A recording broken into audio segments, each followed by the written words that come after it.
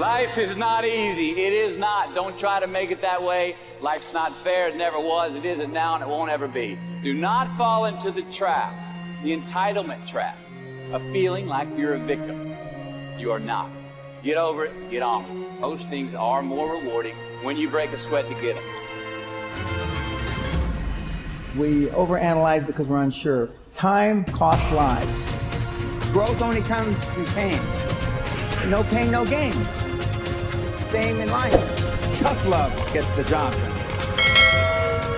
But why do you pursue things that scare you? Why seek the role that's hard? Because it costs me something.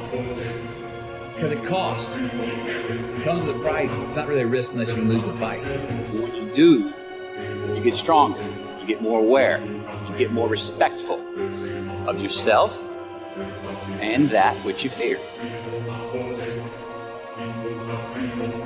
It's all in the mind. Excuses sound best to the people that's making the life. You got every excuse in the world because you have convinced yourself that everything is wrong, everything is negative, and nothing will change. And guess what? It won't change. Change your mind, and it will change your life. It's bloody hard to be a high-performance person. Being a high-performance person is a full-time job. I'm like this 24/7, 365, and I've been like this for the better part of 50 years. I'm always like this. I'm always pushing the edge of the envelope. Within every uncertainty, there is hidden possibility. So I don't dread any challenge that lies ahead, because I remember all the victories behind. And my confidence is not in my circumstance. The Spirit of God is my supply. I'm steady under pressure, and I'm ready for whatever, because whatever comes my way today, the outcome is I overcome. Most people procrastinate because they're unsure, so just do it. Efficiency, accountability. If you want $1 million, you'll make $1 million.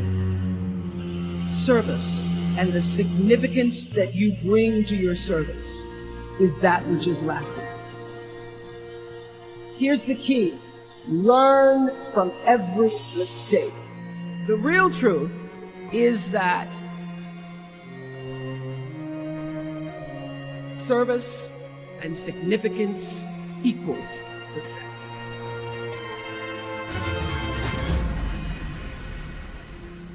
If you want to find heaven, you must go through it.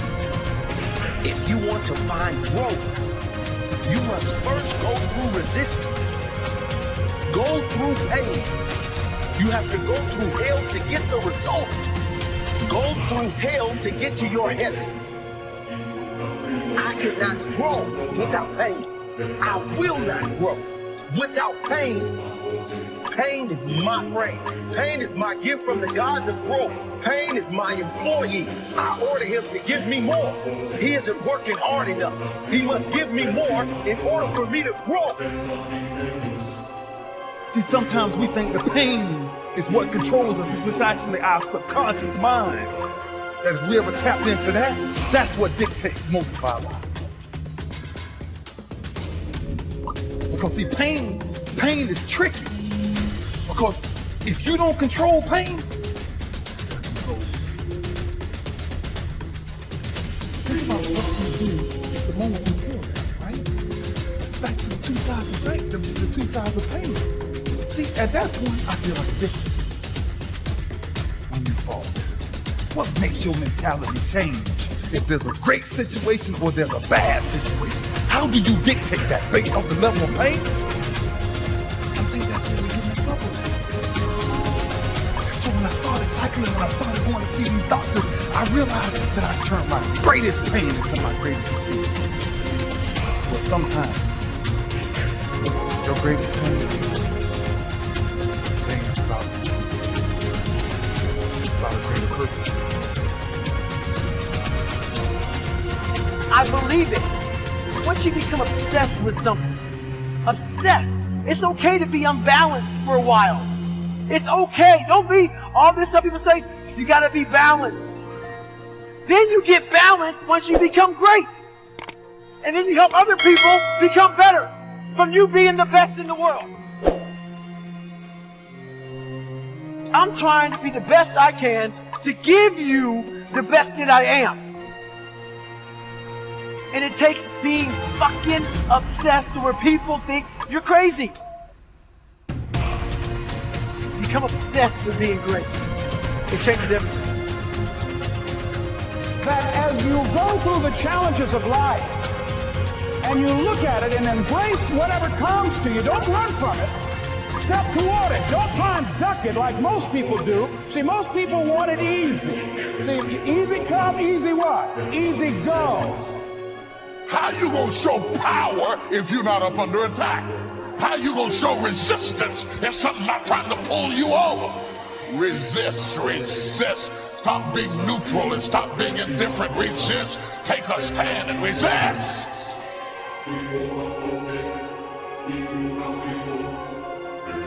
The last time I took an English class, my English teacher told me I was the weakest writer she ever met in her entire life. And the same year I took a speech class, and my speech teacher, he said, quote unquote, Ms. Nichols, I recommend you never speak in public, that you get a desk job. It was demotivated people, sad people, hurt people hurt. Sad people make other people sad. Bottom line, don't take it personal, hurt people hurt. I had to literally be willing to not only relocate my mind, but relocate my body so I can relocate my finances, relocate my possibility, relocate my son's future.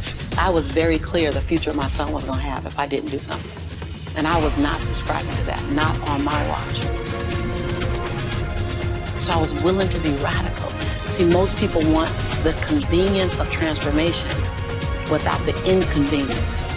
So if you want to have a conviction for something, you have to sign up to be inconvenienced. We're trying to find convictions and passion and breakthrough on the inside of our box. Well, when you realize that the box doesn't even exist, and so when you start thinking like that, all of a sudden, everything is possible. So I disrupt people when I say, you want to make me extraordinary, because it lets you off the hook. What if you do? What if the God that we call God, the divine, whatever your faith is, what if there's no partial? It's not going to give me a hookup and not give you one. Not going to give me an opportunity and not give you one. I'm just not going to stop because I believe all things are available to us. I'm just willing to go after them. Are you willing?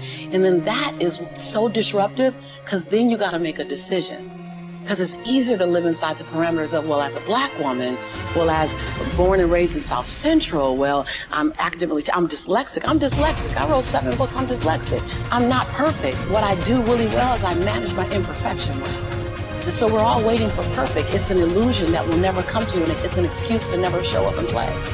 Your story is not meant to be your fortress. Your story is meant to be your fuel.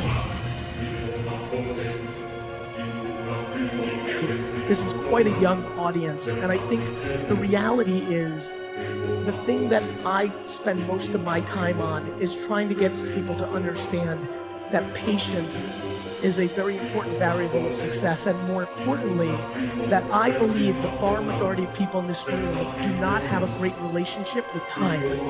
I am fascinated by people in this room who are stressed at the ages of 18 and 22 and 25 and 29, like they're running out of time. How many people, by show of hands, are under 30 years old? So for me, as you can imagine, when I see all those hands go up, you can put your hand down. Yeah, you're good. Okay, good. When I see all those hands go up, and I know in my mind, with the way that modern medicine and technology is going, that the far majority of this room is going to live for another 80 years, it really gets me excited/concerned when people want their business to be huge next year. The quicker you want it, the more vulnerable you are. The quicker you want it, the more vulnerable you are. And what has been very fascinating for me is, even though on YouTube and Instagram and maybe some of the places you guys see me, maybe my energy is high, maybe my style of communication is fast, but my business actions are extremely slow.